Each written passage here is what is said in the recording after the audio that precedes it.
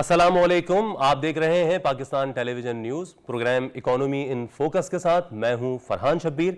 आज के प्रोग्राम में हम बात करेंगे जो पाकिस्तान की एक्सपोर्ट्स ने जुलाई के अंदर एक रिकॉर्ड तोड़ा है और किसी भी जुलाई की हाईएस्ट एवर एक्सपोर्ट्स रिकॉर्ड की गई हैं इस जुलाई के महीने में। फिस्कल ईयर 2021 की अगर हम बात करें और इसमें हमारी एक्सपोर्ट्स 2.35 बिलियन डॉलर्स तक रही हैं, जो पिछले साल के मुकाबले में 0.35 बिलियन डॉलर ज़्यादा है। पिछले साल फिस्कल ईयर 2020 की अगर हम बात करेंगे तो उसमें पाकिस्तान की एक्सपोर्ट्स 2 अरब डॉलर रही थी। तो इस दफ़ा जुलाई 2021 के अंदर जो एक्सपोर्ट्स हमारी रही हैं 2.35 बिलियन डॉलर्स और ये तकरीबन 17% के करीब का इजाफा है। और 2019 जुलाई की अगर एक्सपोर्ट्स देखी जाए तो वो 19 अशारिया कुछ अरब डॉलर रही थी, जिससे इस साल का अगर जुलाई का हम मवाजना करें तो ये 24% पाकिस्तान की एक्सपोर्ट्स में पिछले 2 सालों के अंदर इजाफा होता हुआ नजर आ रहा है। 2019 की एक्सपोर्ट्स पेंडेमिक से पहले की थी।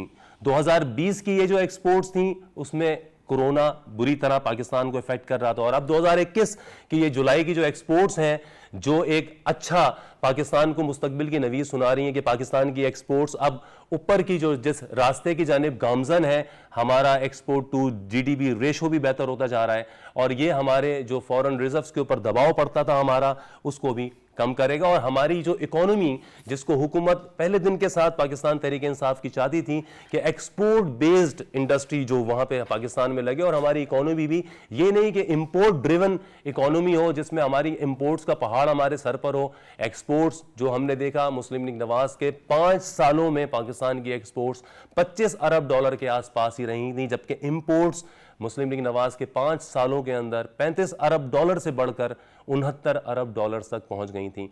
मौजूदा हुकूमत में आने के बाद पहला फोकस इंपोर्ट्स को रोकने पर किया था, इंपोर्ट्स को कम करने पर किया था, इंपोर्ट्स के ऊपर ब्रेक लगाने के ऊपर किया था, जिसमें काबिले कदर कामयाबी रही।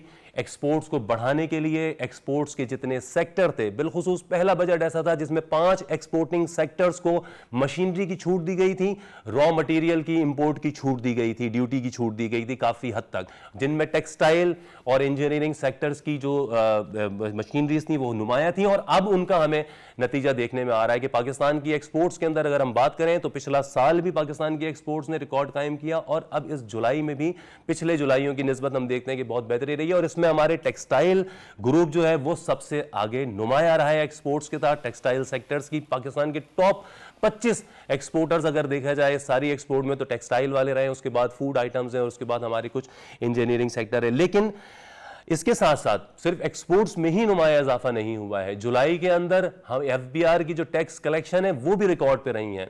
जो टैक्स फाइल रिटर्न्स करने वालों की तादाद है उसमें 30% इजाफा हुआ है। पाकिस्तान के बड़े मसाइल, हमारी इकोनॉमी को जो रोग थे उसमें बहुत बड़ा रोग तो यही था कि हमारा टैक्स कलेक्शन बेहतर नहीं था, हमारे टैक्स कलेक्शन की मशीनरी बेहतर नहीं थी, टैक्स के जो अहदाफ थे वो पूरे नहीं होते थे, जो कि अब हम देख रहे हैं कि आहिस्ता आहिस्ता वो भी बेहतर हो रही है सूरत हाल। एफबीआर के इनकम टैक्स फाइलर्स की तादाद में 30% का इजाफा हुआ है। 3.53 मिलियन लोगों ने अपने इनकम टैक्स रिटर्न्स जमा कराए हैं पिछले साल में, जो 19 था 2019 उसके मुकाबले में काफी ज्यादा 2.7 मिलियन 2019 में इनकम टैक्स फाइल रिटर्न करने वाले मौजूद थे। इसके साथ साथ टैक्स रिफंड्स की बात की जाए वो भी जुलाई के अंदर 20 अरब के एफबीआर ने टैक्स रिफंड्स किए हैं। तो ये सारी सूरत हाल है और हुकूमत अब ये कहती है कि वो पाकिस्तान की एक्सपोर्ट्स को आने वाले सालों तक 2030 तक लेके जाएगी, इस साल के एंड तक। इसी पर हम बात करेंगे। हमारे साथ मौजूद हैं माहिर मौशियात डॉक्टर अतर अहमद साहब। डॉक्टर अतर साहब से भी हम जानेंगे कि मजीद आने वाले दिनों में पाकिस्तान के एक्सपोर्ट को पोटेंशियल क्या है। डॉक्टर साहब बहुत शुक्रिया आपका। और हमारे साथ मौजूद है कराची चैम्बर ऑफ कॉमर्स के साबिक सदर राशिद अहमद सिद्दीकी साहब और इस वक्त चेयरमैन KCCI के साबिक सदर और chairman Karachi business forum Rashid Siddiqui साहब। राशिद साहब बहुत शुक्रिया आपका। मैं डॉक्टर साहब आपसे आगाज करता हूँ, क्या कहेंगे आप, इतने अच्छे ये एक्सपोर्ट्स के जो फिगर हैं किसी मईशतदान के लिए एक तकवीत का बायस है? बहुत ज़्यादा तकवीत का बायस हैं और ये मैं तो आपको मुबारकबाद देता हूँ कि बड़ा अच्छा टॉपिक आपने सिलेक्ट किया आज के लिए। एक रीज़न, एक चीज़ खुली किताब की तरह सामने आ रही है कि जैसे कहते हैं ना कि action speaks louder than words. बिल्कुल, तो ये बिल्कुल वही चीज़ हो रही है हमारे सामने कि हम जो हर चीज़ को वो करते थे जो ज़ाहिरी तौर पर नज़र आ जाए बस हमें, और इमीडिएट उसका रिएक्शन ये हो जाए कि लोग कहते हैं कि हाँ ये काम अच्छा हो गया फौरी तौर पर। तो बात इसलिए कि अगर आपने मुल्क को तरक्की देनी है ना तो वो एक थोड़ा सा तवील दौरानिया का आपको कुछ प्लान तरतीब देना होता है। कि इंपोर्ट को कम किया और खुश हो गए। इंपोर्ट भाई मशीनरी इंपोर्ट होती थी तो मशीनरी का इस्तेमाल के बाद फिर आउटपुट के लिए चीज़ें डेवलप हुई तो फिर वो एक्सपोर्ट बढ़ी। तो अगर एक वक्त में वक्ती तौर पर अगर इंपोर्ट बढ़ गई और वो इंपोर्ट किस चीज़ की हुई, वो प्रोड्यूसिंग मशीन्स की हुई, तो उसकी वजह से आउटपुट जो बढ़ा। अब आप देखें कि टेक्सटाइल की एक्सपोर्ट के पास अगले काफ़ी टाइम के लिए ऑर्डर्स पहले से मौजूद हैं, बुक हैं। तो अब फैसलाबाद की टेक्सटाइल, फैसलाबाद तो शहर ही है टेक्सटाइल का शहर, तो वहाँ पर कहते हैं भाई जितना रॉ लेबर है हमको दे दो, हम करेंगे। तो वैकेंसीज कितनी बड़ी हैं। अब अगर ओवरऑल देखा जाए ना, तिजारत से हटकर ओवरऑल जब इकॉनमी ऊपर आती है तो इससे कई ऐसी चीज़ें सामने आ जाती हैं जो लोगों के जहन में भी नहीं आती कि भाई अब इतने लोग रोजगार पे लगे तो इतने लोगों की इनकम हो गई, तो फिर इतने बच्चे पढ़ने लगे और फिर इतने घरों में खुशहाली है। तो ये सारी चीज़ें तो चेन है सारी बेनिफिट्स की। तो इसकी वजह ये है कि एक दूररस नताइज का आपकी सोच होनी चाहिए। हमारे पास जो इस चीज़ का फकदान है, विद ऑल ड्यू रिस्पेक्ट, हमारे पास नेगेटिव सोच ज़्यादा है लोगों की कि हम हर चीज़ में पहले ये चीज़ निकालेंगे कि इसमें नुकसान क्या होगा, और वो जो नुकसान होगा ना वो बेशक नुकसान होगा लेकिन वो वक्ती नुकसान होगा, उससे आगे चलकर बहुत फ़ायदा है। वो सोच हमारे पास कमी है। तो अब हमारे पास, जैसे मैंने अभी एक लफ्ज़ इस्तेमाल किया, action speak louder than words, कि अब वो स्ट्रेटजी बड़ी गालियाँ सुनने को मिली भाई। फिर अब क्या हो रहा है उसका नतीजा आपके सामने आ रहा है। रुपी डेप्रिसिएशन के ऊपर बहुत तनकीद देखिए, अब रुपी डेप्रिसिएशन पे हुआ, आर्टिफिशियल तरीके से उसे होल्ड किया हुआ था, अब ये सारी चीज़ें हुई हैं। तो अब लोगों को पता चल रहा है कि इस डिसीजन की वजह से ये है। इसी का जो आपके जो प्रोग्राम का जो दूसरा हिस्सा आपने बताया कि टैक्स कलेक्शन में, देखिए मैं अब आपको बताऊं कि एक जिस चीज़ पर लोगों को एतमाद आ जाता है ना, देखिए हमारे प्राइवेट NGOs, वेलफेयर इदारे सड़क पर बैठ जाए फटे पुराने कपड़े पहनकर तो करोड़ों रुपए के चंदा जमा करते थे, लोग देते थे, लोग उनसे रसीद भी नहीं लेते थे। क्यों? यहाँ तो 5 रुपए देके कोई नहीं छोड़ता कि पैसा मैं किस लिए ले रहा हूँ, 10 सवाल करेगा फिर रसीद लेगा। उनसे 5 करोड़ देके रसीद नहीं लेते थे। क्यों? के एतबार। तो यही चीज़ होती है। पाकिस्तान में देने वालों की कमी नहीं है। पाकिस्तान की ताजिर बरादरी के ऊपर ये जो हम नाम लगाते हैं ना कि ताजिर बरादरी ऐसी है, ऐसी है, आपकी सोच ही नेगेटिव ऐसी है तो फिर उसके बाद आपको हर शख्स वही नजर आएगा ना। मैं राशि साहब को भी शामिल करता हूं, फिर इस गुफ्तगू को मजीद आगे बढ़ाएंगे। राशि साहब, आप क्या कहेंगे, कितने खुशकुन है ये नताए? जुलाई के लिहाज से भी पिछले प्रोग्राम में भी हम मौजूद थे, एक्सपोर्ट्स में हमने ओवरऑल बात की थी, लेकिन जुलाई भी बड़ा अच्छा रहा। देखिए, किसी भी अच्छे मुल्क की मईशत के लिए 3-4 चीज़ें होती हैं ना, वो बहुत अहम होती हैं, बड़ी ज़रूरी होती हैं। नंबर 1 ये कि जो आपके गवर्नमेंट की पॉलिसीज़ होती हैं उनके ऊपर जो इंडस्ट्रिस्ट हैं या जो एक्सपोर्टर्स हैं उनका एतमाद। नंबर 2, किसी भी मुल्क की जो इकनॉमी है उसकी डॉक्यूमेंटेड होना। और नंबर 3, किसी भी मुल्क की पैदावारी सलाहियत, उसके ऊपर एक कॉन्फ्रेंस होना और उसको मजीद बढ़े से बढ़ाते देना। तो देखिए, जो पाकिस्तान के पुराने हालात गुजरे हैं उन हालात में अगर आप देखें तो इंडस्ट्रीज़ के पैसे निकल के बाहर मुल्कों में चले जाया करते थे और लोगों का जो एक एतमाद था वो ऑलमोस्ट खत्म हो चुका था, शटर हो चुका था। बांग्लादेश कितनी शिफ्ट हुई? हमारे टेक्सटाइल वाले बांग्लादेश चले गए, हमारे बिजनेसमैनों के पैसे दुबई में जाके फ्लैटों में लग गए। देखें, जो पाकिस्तान से पैसे गए और जो इंडिया से पैसे गए उनका मैं आपको फर्क ये बताता हूँ कि जो पाकिस्तान से पैसे गए वो जाके किसी फ्लैट में इन्वेस्ट हो गए या किसी घर में इन्वेस्ट हो गए। लेकिन जो इंडिया से पैसे निकल के गए वो इंडस्ट्रीज के अंदर इन्वेस्ट हुए, और जब वो इंडस्ट्रीज में इन्वेस्ट हुए तो उन्होंने इंडियन लोगों को वहां से बुलाया, वहां पर उन्होंने उनको नौकरियां दी, उन्हीं इदारों के अंदर उनको मार्केटिंग में रखा हुआ था। तो एक पूरा ग्रास रूट से जो है समझ लें कि इंडिया के अंदर एक खुशहाली है।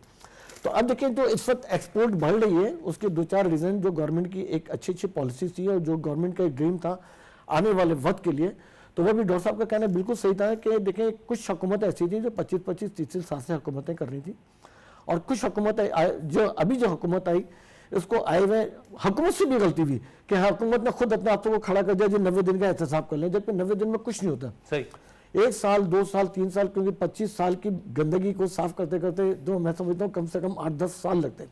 लेकिन अच्छी बात यह है कि इन्होंने आने के बाद जो चीज़ें मसाइल थे उनको उन्होंने फोकस करा, और सबसे पहले उन्होंने क्या करा कि जो सनतकार थे, जो इंडस्ट्रीज थे, उनका जो एक एतमाद शेल्टर ये हो चुका था कि जब वो एक्सपोर्ट करते थे, जो उनका जितना प्रॉफिट हुआ करता था वो सेल टैक्स की या इनकम टैक्स के रिफंड की शक्ल के अंदर गवर्नमेंट के पास आके ब्लॉक हो जाता था। बिल्कुल, जो उन्होंने सालों के रिफंड 350-400 अरब तक इसहाक डार साहब के जमाने में रुक गए थे। इसहाक डार साहब एक्सपोर्ट सर, इसहाक डार साहब के साथ हमारी कम से कम 6-7 तो पर्सनल, मैं भी उस मीटिंग के अंदर मौजूद था। जब हमारी मीटिंग होती थी तो हमेशा एक लॉलीपॉप देते थे कि जी आइंदा 3 महीने में इतना रिफंड कर देंगे आइंदा। लेकिन आप बिलीव करें कि उनके 100% वादे झूठे थे।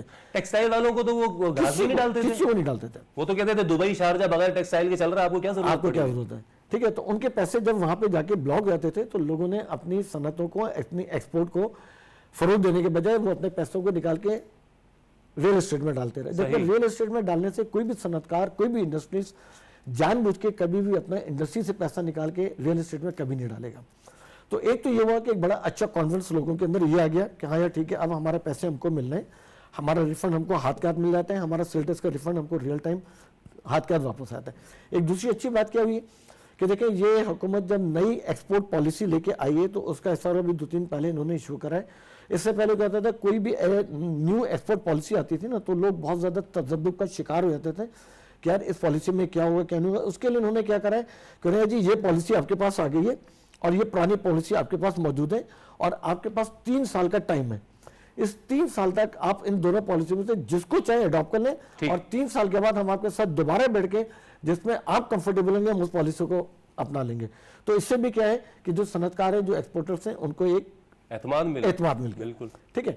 अब दूसरा देखें कि किसी भी मुल्क के अंदर इंडस्ट्रियलाइजेशन रेवोल्यूशन वो ज्यादा माने इसलिए होता है कि सिर्फ एक्सपोर्ट से ही आपके हालात सही नहीं होते हैं। जब इंडस्ट्रियलाइजेशन रेवोल्यूशन आएगा और जितनी ज्यादा इंडस्ट्रीज आपकी लगेंगी तो उतनी आपकी इंपोर्ट डिक्लाइन हो जाएगी। तो ये भी गवर्नमेंट की एक ड्रीम थी और गवर्नमेंट का एक ये टास्क था और गवर्नमेंट का एक ये गोल था जिसके ऊपर उन्होंने डे वर्क से काम करना शुरू करा था। और आज बहुत अच्छी और खुशहाल बात यह है कि मैं खुद कोरंगी इंडस्ट्रियल एरिया का साबिक सदर भी रह चुका हूँ और अभी भी काफ़ी कमेटी मेरे पास हैं और PHCCI के अंदर मेरे पास कमेटियाँ मौजूद हैं और मैं इन चीज़ों में बराह रास्त मेरी हॉबी भी है कि मैं लोगों से इंटरेक्शन करता रहता हूँ।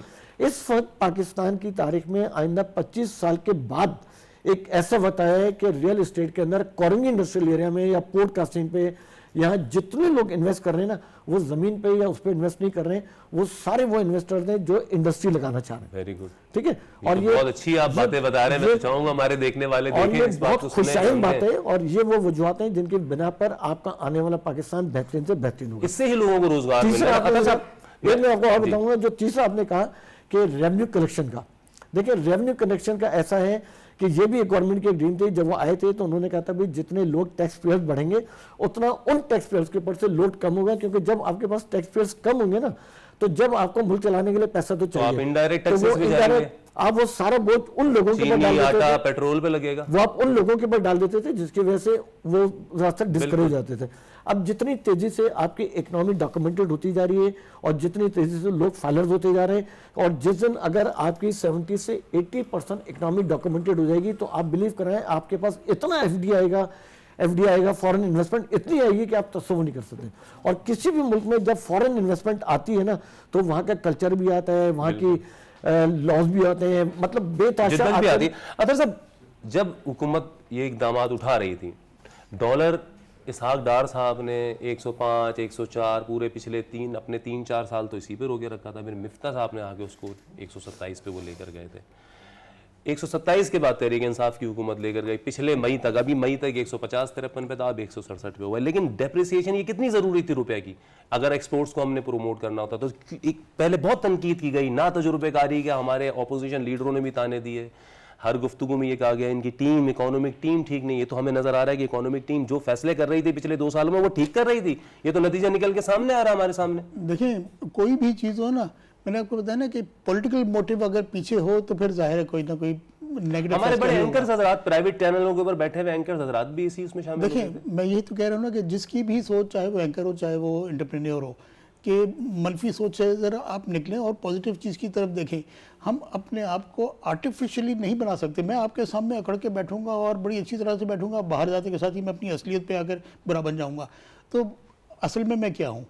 तो वही चीज़ है हमारी इकोनॉमी के साथ भी यही रहा कि आर्टिफिशियली रो गया, लोग खुश हैं। बात दरअसल ये है कि थोड़ी सी एक हार्ड लक पाकिस्तान की ये है कि लिटरेसी परसेंटेज यहाँ पर इकोनॉमिक लिटरेसी तो बिल्कुल भी नहीं है, इकोनॉमिक लिटरेसी बिल्कुल भी नहीं है। तो अब ये नहीं होने की वजह क्या है कि लोग कहते हैं भाई वो कम था, अच्छा था, डॉलर 100 पे था, डॉलर 100 पे था, ये एक बड़ा एक जुमला है। यही वाली चीज़ है कि जब वो डॉलर 100 पे था और उसको आपने आर्टिफिशियल रोके कितना दिया। अब चीज़ अगर वो सस्ती थी तो उस पर आप सब्सिडी देके सारे टैक्स पेयर का पैसा उधर लगा रहे थे। 7 अरब डॉलर इस साल डार साहब ने सिर्फ डॉलर को सस्टेन करने में लगा दिए कि जब ये पैसे लगा दिए, अब कर्जा लेके आप डॉलर को रोक रहे हैं, आप इंपोर्टर्स को फायदा पहुंचा रहे हैं, किसको पहुंचा रहे हैं? लोग जो देख रहे हैं, जिनको इतना शऊर नहीं है, वो ये कह रहे हैं कि भाई डॉलर भी सस्ता है, ये भी सस्ता है, ये भी सस्ता है।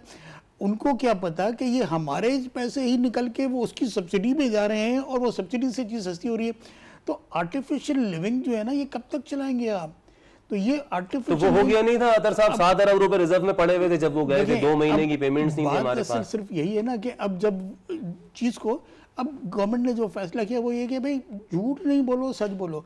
अब ये जो एतमाद टैक्स की जो आप बात कर रहे हैं वो क्यों आया? इतना देखिए डॉलर महंगा हो गया, चीज़ें महंगी हो गई, उसके बावजूद भी टैक्स कलेक्शन ज़्यादा हो गया।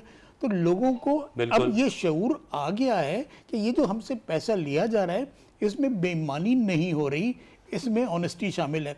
देखिए किसी को, मैं कोई नाम नहीं ले रहा, मैं कोई पॉलिटिकल बात नहीं कर रहा, कोई आप बताएं कि इस प्रेजेंट सिटिंग प्राइम मिनिस्टर के ऊपर कोई एक पैसे की करप्शन का इल्ज़ाम है?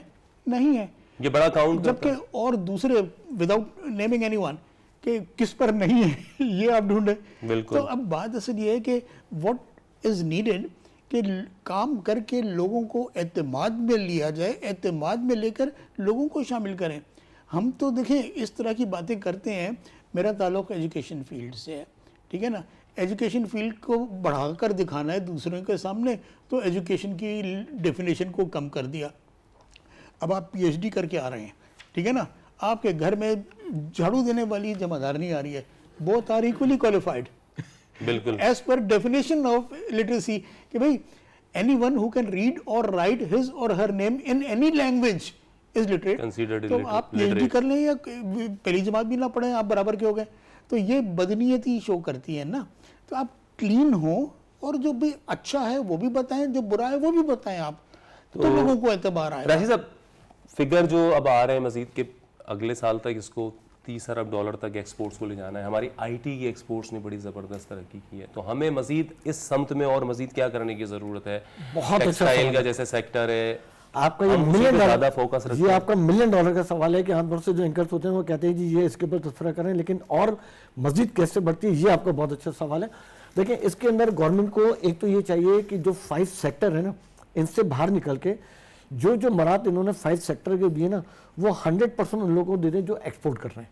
ठीक, देखिए इसलिए कि अगर 5 सेक्टर को बेताशा मराते हैं, उनको 7 सेंट के अंदर बिजली मिल रही है उनको, मतलब हर, तो अगर जो लोग इस वक्त और एक्सपोर्ट कर रहे हैं, जैसे मैं अपनी मिसाल ले रहा हूँ कि मैं पैकेजिंग एक्सपोर्ट कर रहा हूँ और मुझे पैकेजिंग एक्सपोर्ट करते हुए अभी 2 साल हुआ है और मैं 1 बिलियन पाकिस्तानी रुपीज़ की, नॉट डॉलर की, लेकिन मैं अगर आज 1 बिलियन रुपीज़ पाकिस्तानी रुपीज़ की एक्सपोर्ट कर रहा हूँ, तो अगर जो मरात टेक्सटाइल वालों की मिली, अगर वो मरात मुझे मिल जाए तो मैं इस 1 अरब के बजाय 5 अरब की भी एक्सपोर्ट कर सकता हूँ।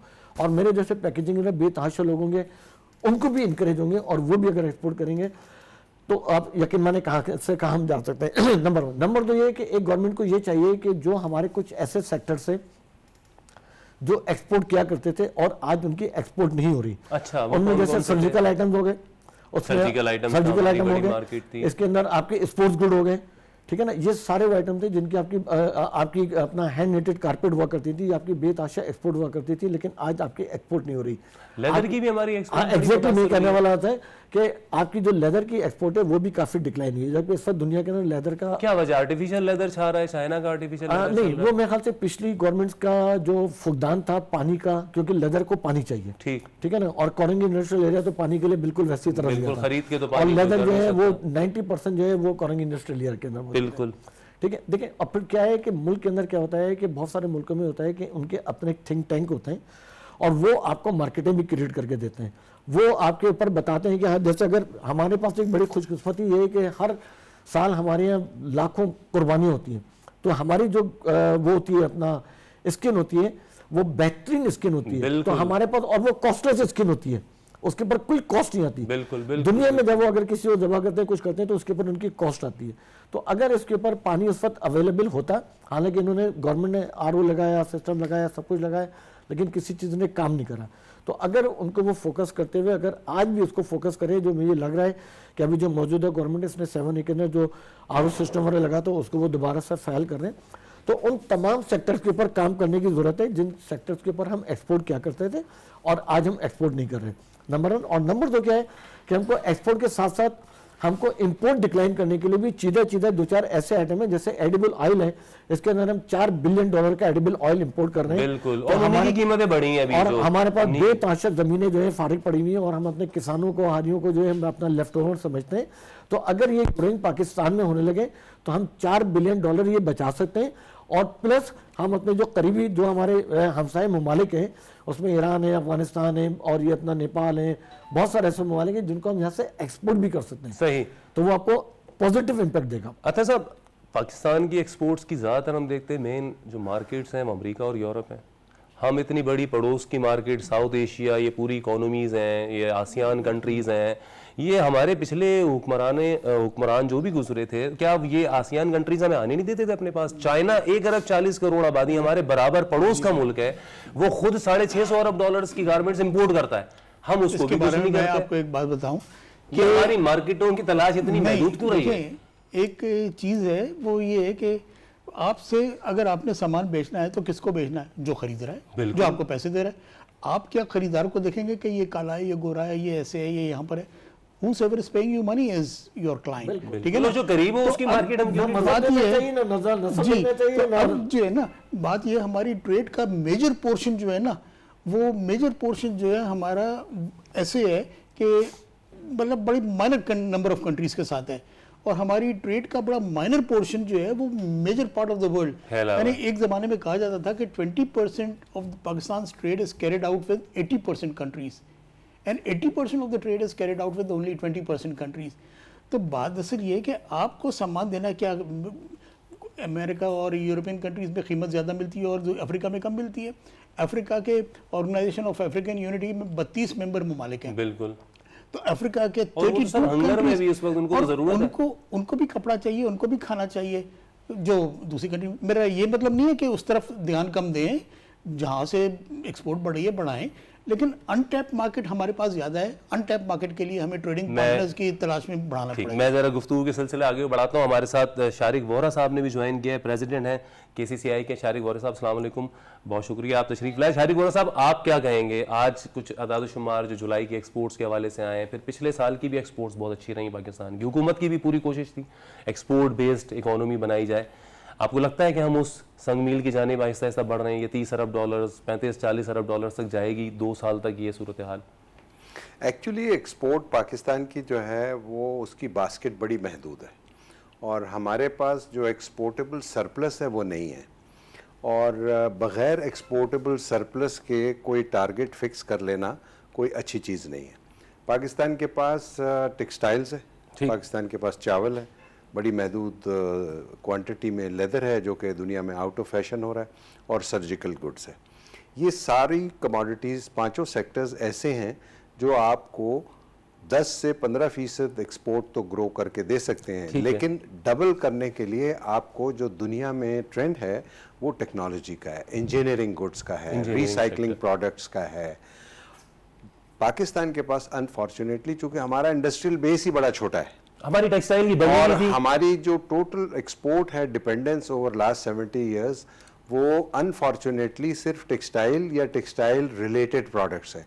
और टेक्सटाइल में भी आपको पता है कि हमारी एक्सपोर्ट अगर $17 बिलियन की है, तो उस $17 बिलियन को अचीव करने के लिए आपको कम से कम 110% तो आपको इंपोर्टेड एसेसरीज और चीज़ें मंगानी पड़ती हैं। हमारी जो एक्सपोर्ट है वो टोटली डिपेंडेंट है इंपोर्टेड गुड्स के ऊपर। तो जब तक हम नए एक्सपोर्ट सरप्लस नहीं लेकर आएंगे तो 30 और 40 और 50 बिलियन डॉलर का जो टारगेट है वो मुश्किल है। बट पॉजिटिव साइड ये है कि बिकॉज हमारे रीजन में दूसरे जो कंट्रीज़ जो हमारे कंपेटिटर्स हैं टेक्सटाइल के, वो इस वक्त बहुत बड़े चैलेंज में हैं। इंडिया है, बांग्लादेश है, इवन जो कैम्बोडिया है, जो टेक्सटाइल में पाकिस्तान के कंपेटिटर्स हैं, वो बहुत बड़े चैलेंज में हैं। प्लस जो दुनिया में फ्रेट इंडस्ट्री में जो टर्मोइल आया हुआ है, उसकी वजह से हमको बहुत बड़ा एडवांटेज मिल रहा है। और पाकिस्तान की जो हमारी बढ़ती हुई एक्सपोर्ट्स हैं, उसकी एक बहुत बड़ी वजह हमारी जो एक्सपोर्ट बढ़ रही है पाकिस्तान की, वो जो फ्रेट है, जो शिपिंग है, जो अवेलेबल नहीं है कंटेनर्स, और जो फ्रेट हो गया है फार ईस्ट से टू यूएस एंड यूरोप, वो आज डबल है as compare to Pakistan to US and Europe. ठीक। So that is a great advantage. But मुझे ख़तरा खौफ इस चीज़ का है कि जब वो कंट्रीज़ स्टेबलाइज हो जाएंगे और अल्लाह करे कि वो भी कोविड से बाहर आ जाएं, तो जब वो आ जाएंगे तो हमारी टेक्सटाइल की एक्सपोर्ट को भी बहुत बड़ा चैलेंज होगा। ठीक, तो ये हम देख रहे हैं साथ साथ में कि हुकूमत भी मुतबादिल मंडियों की तलाश में। वज़ीर आज़म पाकिस्तान अभी जुलाई में, जो मिड जुलाई में सेंट्रल एशिया में कॉन्फ्रेंस उज़्बेकिस्तान में वो करके आए। पाक अफ़गानिस्तान उज़्बेकिस्तान एक रेलवे प्रोजेक्ट भी प्रपोज्ड है जो अगले सालों में सेंट्रल एशिया से पाकिस्तान जुड़ना चाहता है। तो अगर हम इन मंडियों की तलाश के साथ साथ ये अपने ऑप्शंस रखेंगे तो फिर भी हमें कुछ थ्रेट्स हैं या मजीद बेहतरी तो कम से कम आएगी उसमें, अगर हम नई मार्केटों की तरफ जाएंगे। सेंट्रल एशिया है, क्योंकि रज़ाक दाऊद साहब का मुझे बयान याद है कि उन्होंने कहा था कि अगर हम सेंट्रल एशिया से जुड़ते हैं तो पाकिस्तान की एक्सपोर्ट को 70-75 अरब डॉलर्स का मजीद बूस्ट मिल सकता है। आगे की मार्केट हमें मिलती है पूरी। तो ये क्या मुश्किल है बहुत। हजारों सेंट्रल एशिया की जो मार्केट है, वो मेरा जो या हमारा कराची चैम्बर का जो रिसर्च जो अंदाज़ा है कि सेंट्रल एशिया की जो मार्केट में जो चीज़ें उनको रिक्वायर्ड हैं, वो शायद बहुत बड़ी हमारे पास उसकी इंडस्ट्री नहीं है। देखिए, इंडस्ट्री एक अलग चीज़ है, एक्सपोर्ट उन कंट्रीज़ की बढ़ती है जो अपने हमसायों से, अपने नेबर से, अपने रीजन से ट्रेड करते हैं। ठीक। पूरी दुनिया में कभी किसी कंट्री ने उस वक्त तक तरक्की नहीं की जब तक वो अपने खित्ते में अपने नेबर्स के साथ उसके रिलेशंस अच्छे नहीं। सही। हमारे साथ ये बड़ा अनफॉर्चुनेट है। हमारे अफ़गानिस्तान, हमारा Iran, unfortunately we have a bad neighbour India, उसके साथ हमारा ट्रेड रिलेशन नहीं है। ये अल्लाह करे कि चीज़ें ठीक हो जाएं और हमारी जो रीजन के और नेबर्स के साथ ट्रेड ग्रो कर जाए, तो डेफिनेटली हमारे जो एक्सपोर्ट को वो नंबर्स अचीव करने के चांसेस ज़्यादा हैं।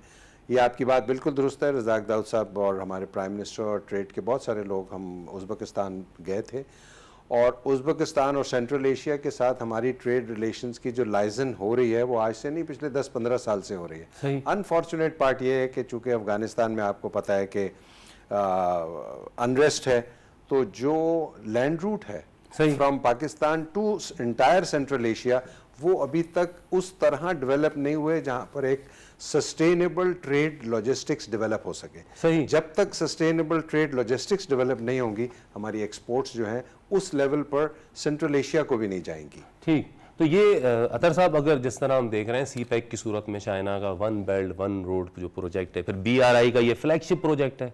चाइना जिस तरह से 100 के करीब तो मुल्क हो गए जो BRI में जुड़ने वाले हैं, उसमें ये सारा सेंट्रल एशिया। तो क्या ये जो गवादर पे पोर्ट का बनना प्लस जो 9 इकोनॉमिकल जोन बन रहे हैं सी पैक रूट्स के साथ, इन सब की इंस्टॉलेशन 2, 2.5, 4 साल 5 सालों में अगर होती हैं, तो फिर हमारी ये ट्रेजेक्ट्री कहाँ जा रही है? और ये जिस तरह रश्कई जो है वो कहा जा रहा है कि साउथ एशिया का सबसे बड़ा ड्राई पोर्ट बनने जा रहा है। बिल्कुल।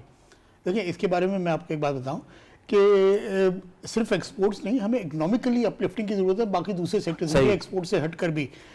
अब मैं खुद भी सेक्रेटरी जनरल रहा हूँ Pakistan international freight forwarders association का, कि हम सिर्फ एक अफगान ट्रांजिट ट्रेड पर हम जितना अर्न करते थे अफगान ट्रांजिट ट्रेड पर, तो बात दरअसल ये है कि अफगान ट्रांजिट रेट पर हम जितना अर्न करे थे, अगर हमारे पास सेंट्रल एशियन स्टेट्स की 6 कंट्रीज़ मिल जाएं, रशिया आपसे मिल रहा है, फिर चाइना है, तो अगर आप ये देखें कि अगर अफगानिस्तान से बिलफर्ज, मैं आपको एग्जैक्ट फिगर नहीं दे रहा, एक फिगर बता रहा हूँ कि अगर आप 1000 रुपये कमा रहे हैं अफगानिस्तान से, तो वो 6 मुल्कों से 6000 और हो गए आपके, चाइना से और हो गए, फिर रशिया से और हो गए। अब रशिया के व्लादिमीर पुतिन भी पाकिस्तान आ रहे हैं, आपने सुना होगा ये। बिल्कुल। फिर दूसरा ये कि ये उज़्बेकिस्तान से RPEC भी एक इस तरह से रशियन पाकिस्तान इकोनॉमिक कॉरिडोर, अभी एक ये चीज़ हुई है कि आपके जो उज़्बेकिस्तान से एग्रीमेंट हुआ है, तो मॉस्को से हुआ है, बेलारूस से हुआ है, आपका उज्बेकिस्तान से हुआ ये है। सब जुड़ना तो चाह रहे हैं। जब ये सब इनको फैसिलिटी मिलेगी तो देखें, सबसे बड़ी बात ये कि एक्सपोर्ट की मैं बात नहीं कर रहा अभी, कि आपकी जो राजदारी की मद में जो आपको, जैसे आप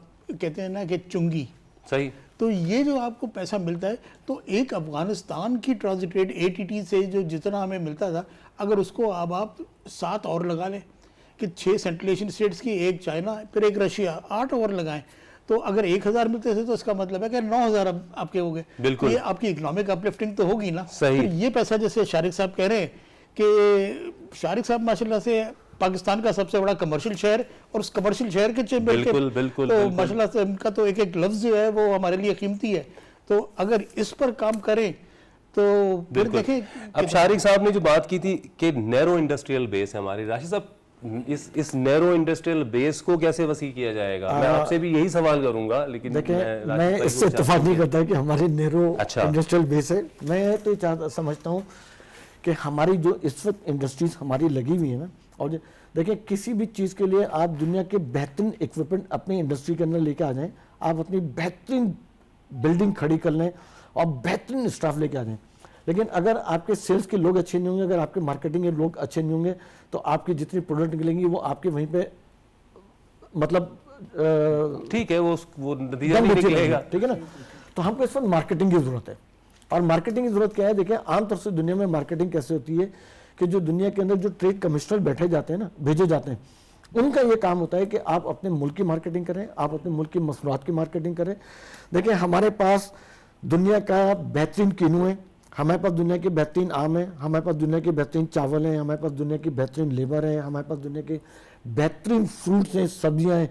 ये वो सारी चीज़ें हैं कि जो अगर आप जितने भी आपके ट्रेड कमिश्नर जाते हैं, अगर फ़र्ज़ करें कि आज आपके 50 मुल्कों में 50 ट्रेड कमिश्नर गए हैं ना, तो ये सारे आइटम जो है ना, ये आपके आते हैं मौसम के हिसाब से आते हैं।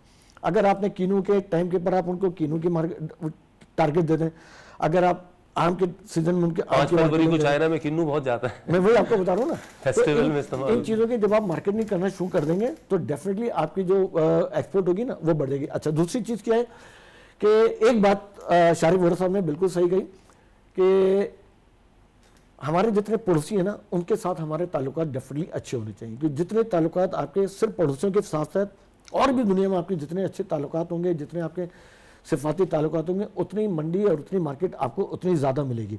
देखिए अभी हमारे टेक्सटाइल की जो एक्सपोर्ट है, हमको जो मार्केट दी हुई है वो अमेरिका ने दी हुई है या यूरोप ने दी हुई है। अभी अफ्रीका पूरा खाली है, और अफ्रीका के अंदर जितनी भी टेक्सटाइल या बहुत सारी चीज़ें जो एक्सपोर्ट होती हैं वो वाया दुबई हो रही होती हैं। सही। अब वाया जब दुबई हो रही थी तो वहाँ पे इंडिया भी अपनी चीज़ें बेचता है, वहाँ पे बांग्लादेश भी अपनी चीज़ें बेचता है, वहाँ से श्रीलंका भी अपनी चीज़ें बेच होता है। तो अगर हमारी नैरो इंडस्ट्री भी है ना, तो हमारी जो कुर्बो जवार की मार्केट है ना, वो कोई बहुत हाई प्रोफाइल मार्केट नहीं है। तो अगर हम दुनिया की बेहतरीन लिवाइस की जीन्स यहाँ से बना के अगर भेज सकते हैं, अगर हम दुनिया में मार्क्स एंड स्पेंसर को यहाँ पे एक्सपोर्ट कर सकते हैं, अगर हम यहाँ पे बैठे हुए दुनिया के बेहतरीन ब्रांड की गारमेंट जहाँ से बना के भेजें, तो इसका मतलब है कि हमारी इंडस्ट्री नैरो नहीं है, हमारे तो ये शारिक नैरो साहब नहीं है, हमारे मार्केटिंग जो है ना वो लिमिटेड हुई हुई है, और ठीक। उसकी लिमिटेड होने मैं के आता साहब आपकी तरफ, ये शारिक साहब हम चाइना का पोटेंशियल क्यों नहीं अब इस्तेमाल उस तरह से कर पा रहे हैं कि अब जिस तरह हमारे फ्री ट्रेड एग्रीमेंट्स भी हो रहे हैं, चाइना भी हमें हमारी बहुत सी प्रोडक्ट्स को अब ड्यूटी फ्री रसाई दे रहा है, लेकिन हमारी एक्सपोर्ट चाइना को उतनी नहीं जितनी इंपोर्ट्स का हमारे ऊपर पहाड़ है, उस तरफ ट्रेड बैलेंस तो हमारा उसके साथ बिल्कुल ठीक नहीं है। बिल्कुल इन बिटवीन द लाइंस आपने जो कहा वो ये कहा कि जो हमारा चाइना के साथ जो FTA है, इनफैक्ट पाकिस्तान को उस FTA से कोई फ़ायदा नहीं हुआ, इनफैक्ट हमको नुकसान हुआ। बता साहब जैसे कह रहे हैं अभी खान साहब की हुकूमत के आने के बाद सेकंड जो हुआ मुआहदा, जो उसमें सेकंड FTA भी जो हुआ है, अब राशिद भाई ने एक बात की जो उसी को थोड़ा सा कंटिन्यू मैं करता हूँ कि देखिए, जब मैं ये कहता हूँ कि पाकिस्तान का एक्सपोर्ट पोटेंशियल उस वक्त बढ़ेगा जब पाकिस्तान का इंडस्ट्रियल कैपेसिटी में सरप्लस आएगा।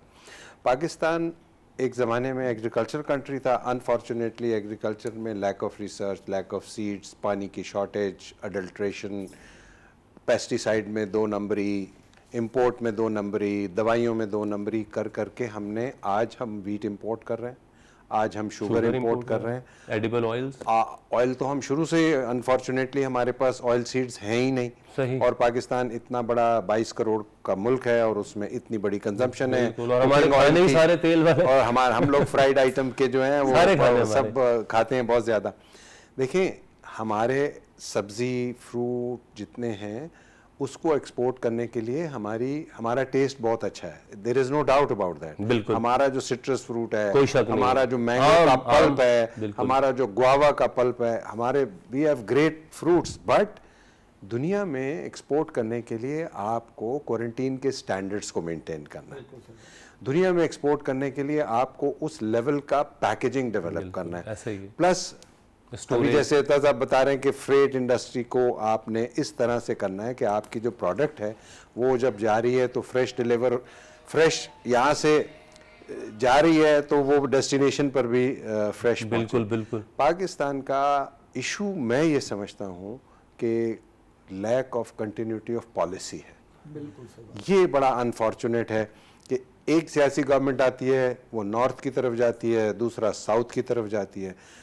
हमने कराची चेंबर से एक इनिशिएटिव लिया हुआ है और हम तमाम पॉलिटिकल डाइवर्स ग्रुप्स जो हैं उनको ये कह रहे हैं कि आप असेंबली में और सेनेट में बैठ के एक कंसेंसस बेस्ड इकोनॉमिक चार्टर पर साइन करें और आप ये कहें कि 25 साल में पाकिस्तान की जो फॉरेन पॉलिसी है, जो फॉरेन एक्सचेंज है, जो इंडस्ट्रियल पॉलिसी है, जो एक्सपोर्ट पॉलिसी है, जो इंपोर्ट ड्यूटीज़ हैं, वो ब्रॉड मैक्रो लेवल पर चेंज नहीं होंगी। छोटी मोटी चेंजेस शारी साहब यहाँ कैसे होगा? यहाँ पे हम देखते हैं कि अगर आप ऑपोजिशन में हैं तो फिर आपने कोई भी चीज हुकूमत की ठीक नहीं माननी। यहाँ तो हम ये रवैया देखते हैं, जब ये रवैया होगा तो फिर आप कैसे इस कंसंट्रेशन 25 साल की कंसंट्रेशन में पहुंच सकेंगे? ये कैसे हो सकता है? देखिए हम तो चूंकि पाकिस्तान का सबसे बड़ा चेंबर है और हम हर चीज़ को हमेशा पॉजिटिव एंगल से देखते हैं और हमारा कोशिश यही होती है कि हम गवर्नमेंट की पॉलिसी को इस तरह से इन्फ्लुएंस करने की कोशिश करें जिस तरह का फीडबैक इन लोगों से हमारे पास आता है। ये हमारा बेसिकली जॉब है। This is what my chamber, this is what all other chambers are supposed to do. और मुझे ऐसा महसूस होता है कि ये जो मौजूदा हुकूमत है वो चेंबर्स को और ट्रेड एसोसिएशंस को अब ज़्यादा पॉजिटिव ले रही है। अभी 4 दिन पहले प्राइम मिनिस्टर साहब ने हमको बुलाया और मैं उनसे मिलकर आया और भी 8-10 लोग जो दूसरे चेंबर्स थे उनके साथ वो खुद बैठे, उनके साथ इंटरेक्शन कर रहे हैं। मैं समझता हूँ कि इस हुकूमत का ये बहुत बड़ा एक पॉजिटिव साइड है और इससे फ़ायदा क्या होता है कि इंडस्ट्री को और ट्रेड को ये कॉन्फिडेंस मिल, हालांकि प्राइम मिनिस्टर आते हैं 20 मिनट के लिए, आधे घंटे के लिए, बट वो जो लेवल ऑफ कॉन्फिडेंस होता है ना कि जी हमारी बात सुन रहे हैं, हमको वेटेज मिल रही है, हमारा पॉइंट ऑफ व्यू को कंसिडर किया जा रहा है। इंडस्ट्री और बिजनेस का देखें सबसे बड़ा एसेट जो है ना वो उसका कॉन्फिडेंस। सही। राशिद साहब फैक्ट्री इसलिए लगाएंगे कि इनको पता होगा कि मैं अपने मुल्क में इन्वेस्ट कर रहा हूँ, यहाँ पीस है, यहाँ से मुझे प्रॉफिट मिलेंगे, फिर हमारे स्टेट गवर्नमेंट मेरा साथ देगी। बिल्कुल, बिल्कुल। वो कॉन्फिडेंस लेवल इनको मजबूर करता है कि इंडस्ट्रियलाइजेशन करें। सही। तो अतर साहब आप कुछ कहना चाह रहे थे उस वक्त? सबसे पहली बात मैं आगे राशिद साहब की बात को और शारिक साहब की बात को मैं आगे बढ़ाऊंगा कि सब जैसे एतमाद की बात कर रहे हैं ना, हमारे पाकिस्तान के देखें नुमाइंदगी होती है सारी, तो जिस तरह पाकिस्तान के दुनिया भर में सफारत खाने हैं तो हर सफारत खाने में हमारे कमर्शियल अटैची होते हैं। अब हमारे पास एक सिलसिला ये है कि अल्लाह करे ये चीज़ जो शुरू हुई है ये आगे जारी रहे। अब तक कमर्शियल अटैचीज जो हैं एक रूटीन के ब्यूरोक्रेट्स, कल को वो पुलिस के महकमे में है ट्रैफिक वाला और आज वो कमर्शियल अटैची बना हुआ है। MBBS डॉक्टर है जिनकी क्लिनिक चलती थी, हॉस्पिटल में काम करते थे, आज वो कमर्शियल अटैचीज हैं। और विद ऑल ड्यू रिस्पेक्ट माजरत के साथ कि जितने भी आप कमर्शियल अटैचीज देंगे ना ये एक प्राइस पोस्टिंग के तौर पर इस्तेमाल होते रहें। चलो ये अपोजिशन वाला है, तुम हमारे साथ मिल जाओगे, चलो तुम्हारे बच्चे को भेजो, कमर्शियल टैक्सी लगा देते हैं। इस तरह के बड़े केसेस हैं। मेरा एक अखबार में आर्टिकल आया था, मुझे काफ़ी ऊपर तक बुलाया गया है और काफ़ी है। एक मैंने ये चीज़ सजेस्ट की थी कि देखें जो शख्स, अब आप टेलीविजन एंकर हैं, आपकी मर्जी आप जो सवाल करें, आपकी मर्जी प्रोग्राम कैसे करें, अच्छा करें बुरा करें, ठीक है ना, मैं तो आपको कुछ नहीं बोल सकता, मैं तो जवाब दूंगा। इसी तरह से अब शारिक साहब सामने बैठे हुए हैं, कारोबार के बारे में शारिक साहब बताएंगे बेहतर या मैं उनको पढ़ाऊँगा, तो ये अहमकाना बात होगी कि अगर मैं उनको कुछ बताऊँ, सीख सकता हूँ, बता नहीं सकता। बिल्कुल। तो अब होना ये चाहिए कि कमर्शियल अटैचीज जब अपॉइंट हो दूसरे मुल्कों में तो कमर्शियल अटैचीज के अपॉइंटमेंट जो है ना, ये मैंने अपने आर्टिकल में लिखा था, ये होने चाहिए subject to the approval of relevant trade association. कि भाई अब federation Pakistan chamber of commerce, Karachi chamber of commerce, अब अगर आप बताएं कि फ्रूट्स वेजिटेबल एक्सपोर्टर्स एसोसिएशन या सरगोदा चैम्बर ऑफ कॉमर्स का प्रेसिडेंट कीनू की एक्सपोर्ट के बारे में वो ज़्यादा बेहतर बताएगा या मैं बताऊँगा? तो सही उससे बात मशवरा है। करें किस मुल्क में क्या चीज़ ज़्यादा जाती है, तो उस हिसाब से वहाँ पे कमर्शियल टैक्सेस करें।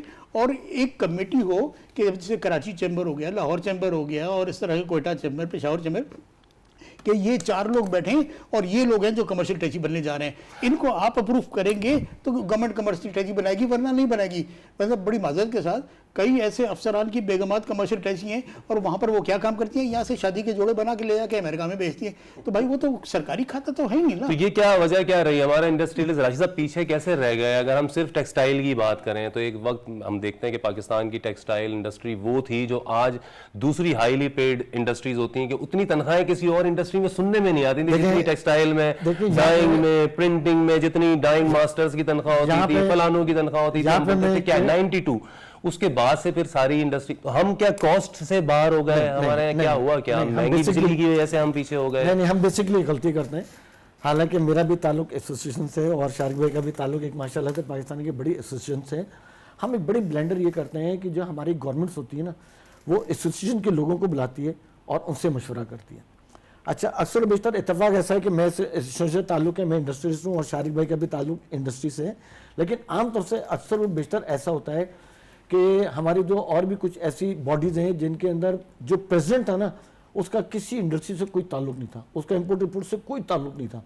और बीइंग अ प्रेसिडेंट जब वो जाएगा तो वो क्या मशवरा देगा? बिल्कुल। इसकी जगह मैं समझता हूँ कि उनको गवर्नमेंट को ये चाहिए कि टॉप के जो 5 टेक्सटाइल के एक्सपोर्टर्स हैं उनको बुलाएं, जो 5 टॉप के एक्सपोर्टर्स हैं लेदर के उनको बुलाएं, जो 5 टॉप के स्पेसिस एक्सपोर्ट कर रहे हैं उनको बुलाएं, जो सर्जिकल एक्सपोर्ट कर रहे हैं उनको बुलाएं, मैं पैकेजिंग इंपोर्ट कर रहा हूँ, मेरे जैसे और भी होंगे 4-5 जो टॉप के एक्सपोर्टर्स हैं ना, हर उसके उनको बुलाएं और उनसे कहें कि यार तुम हमको मशवरा दो कि तुम्हारा कारोबार कैसे बढ़ेगा। इसलिए अब मैं जब मशवरा दूंगा ना, और बीइंग कारोबारी में बहुत यानी कि समझ लें कि इंचाहे सेल्फिश आदमी हूं, तो मैं आपको मशवरा दूंगा कि मेरा कारोबार कैसे बढ़ेगा।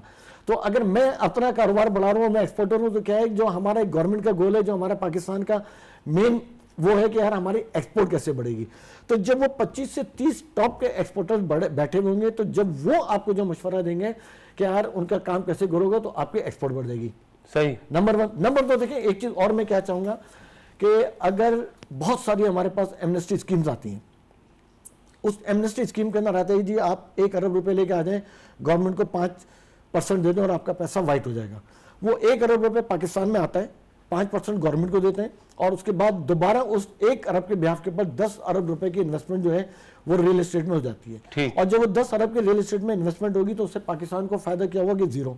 उन्होंने जॉब कितनी क्रिएट, उसकी निस्बत वो एक ऐसी एमनेस्टी लेके आए और उनको कहे जी अगर तुम 1 अरब पाकिस्तान लेके आ रहे हो और अगर तुम 200 मिलियन की मशीन इंपोर्ट कर रहे हो और तुम अंडरटेकिंग हमको दे रहे हो कि तुम 50 लोगों को रोजगार दोगे, तो हम तुम्हारे 1 अरब रुपए वाइट करते हैं। अगर तुम 2 अरब रुपए के लेके आ रहे हो और 100 आदमियों को तुम रोजगार दे रहे हो और 400 मिलियन की मशीनें लाके इंडस्ट्री लगा रहे हो, तो हम तुम्हारा, तो इस टाइप के अगर वो बना दें, स्लैब बना दें, तो वो पैसे जब पाकिस्तान में आएंगे और वो पैसे जब इंडस्ट्रीज के अंदर लगेंगे, तो उससे क्या होगा कि ग्रास रूट से आपके यहाँ एक इंडस्ट्रियलाइजेशन और रेवोल्यूशन आएगा उसका। सही। तो शायद एक चीज और कहना चाहूंगा कि इस वक्त जो पाकिस्तान के सबसे बड़ा मसला है वो यह है कि जितने भी सनती जोन है पाकिस्तान के, पूरे पाकिस्तान के, कराची समेत, उनकी जो लैंड है वहाँ पे जो समझ लें प्रॉपर्टी है वो आसमान पे चले गई है।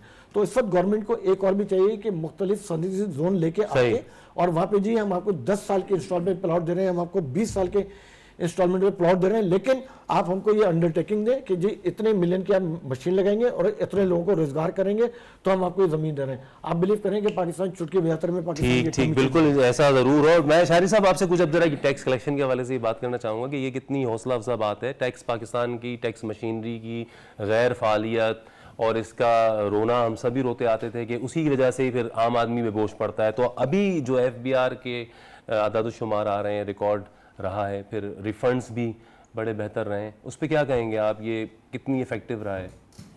नहीं, पाकिस्तान की इकॉनमी का जो सबसे बड़ा चैलेंज है वो टैक्सेशन है, और टैक्स पेयर्स जब तक बढ़ेंगे नहीं उस वक्त तक आपके पास इनलैंड रेवेन्यू इतना नहीं आएगा जो कि आप अपने मुल्क में प्रोजेक्ट्स पर ख़र्च कर सकें और आप अपने आवाम की हालत को बेहतर बना सकें। पाकिस्तान में चूँकि जो एग्जिस्टिंग टैक्स पेयर्स है उसको ये शिकायत है, और बिल्कुल जायज़ शिकायत है, कि जो FBR है, गवर्नमेंट की जो मशीनरी है, उसके प्रोसीजर्स इतने कम्बरसम हैं, इतनी डिटेलिंग है कि नया आदमी उस टैक्स कल्चर में आने से डरता है। मैंने भी, दूसरे लोग भी जो चेंबर्स के हैं और एसोसिएशंस के हैं, वो हमेशा गवर्नमेंट को इस चीज़ पर एम्फसाइज करते हैं कि आप अपने एग्जिस्टिंग टैक्स पेयर्स को इंसेंटिवाइज करें। जब वो ये देखेंगे कि मौजूदा जो टैक्स पेयर है वो खुश है FBR से, तो मैं आपको कहूँगा कि देखें, आई हैव नो इश्यूज़। अगर आप अपनी टैक्स रिटर्न्स ठीक फाइल कर रहे हैं, वो आपको नोटिस भेज कर हरासानी कर रहे हैं, अननेसेसरी डिटेल्स नहीं मांग रहे, तो टैक्स कल्चर पॉजिटिव बनाने की ज़रूरत है, जो अल्हम्दुलिल्लाह कुछ ना कुछ शुरू हुआ है। बट अभी भी मैं समझता हूँ कि FBR का जो रवैया है, जो उनका एटीट्यूड है, उसमें बहुत बड़ी पैमाने पर तब्दीली की ज़रूरत है और उसको पॉजिटिव होने की ज़रूरत है। टैक्स पेयर को आप समझें कि ये जो समझें। जैसे इजाफा हुआ है, 30% का इंक्रीज आया है फाइलर्स के अंदर, तो कुछ तो रवैयों में बेहतरी आई होगी, कुछ इदारे के अंदर इदारे जाती इस्लाहात तो हुई होंगी। जिस तरह से मैं पढ़ रहा था दादुशुमार के कोई 11,700 सेल्स पॉइंट बनाए गए, रियल टाइम रिपोर्टिंग और ये और वो, तो ये इस तरह की चीज़ों से फ़र्क ये। देखिए, पॉइंट ऑफ सेल्स की ठीक है, एक गवर्नमेंट की एक स्ट्रेटजी है, but I think it is still premature to make a comment on POS, इसलिए कि शायद इतने कामयाब मॉडल एल्सवेयर मैंने नहीं सुने ना पढ़े कि जहां आप पॉइंट ऑफ सेल्स मशीन्स के थ्रू टैक्स को बेहतर कलेक्ट कर सकते हैं। देखें, जितना ह्यूमन एक्शन कम होगा between the collecting agency and the tax payer, उतना नतीजा बेहतर होगा। ठीक। और लोग जो हैं वो सिस्टम्स की आसानियों से टैक्स पेयर में, टैक्स नेट में आएंगे। सिस्टम्स को कॉम्प्लिकेटेड बनाने में, चाहे आप कैमरास लगाते कोई टैक्स नेट जी में। बिल्कुल आना चाहते हैं। मैं आपको बताऊं, ये जो हमारी नई जनरेशन आ रही है, राशिद भाई, अतर साहब ये मुझे एंडोर्स करेंगे कि हमारी जो नई जनरेशन आ रही है वो ठीक काम करना चाहती है। वो नहीं चाहती कि वो एक खाता घर में रखा हुआ है, एक किताब दफ्तर में रखी हुई है। वो ये कहते हैं कि जी जो फास्टेस्ट ग्रोथ का रास्ता है वो सीधा रास्ता है। सही। और ये दुनिया ने इकोनॉमी में ये एस्टैब्लिश किया है और इंशाल्लाह पाकिस्तान में भी ये हो जाएगा। I am very positive about इंशाल्लाह। बहुत शुक्रिया आपका। शारिक वोहरा साहब हमारे साथ मौजूद थे, प्रेसिडेंट KCCI।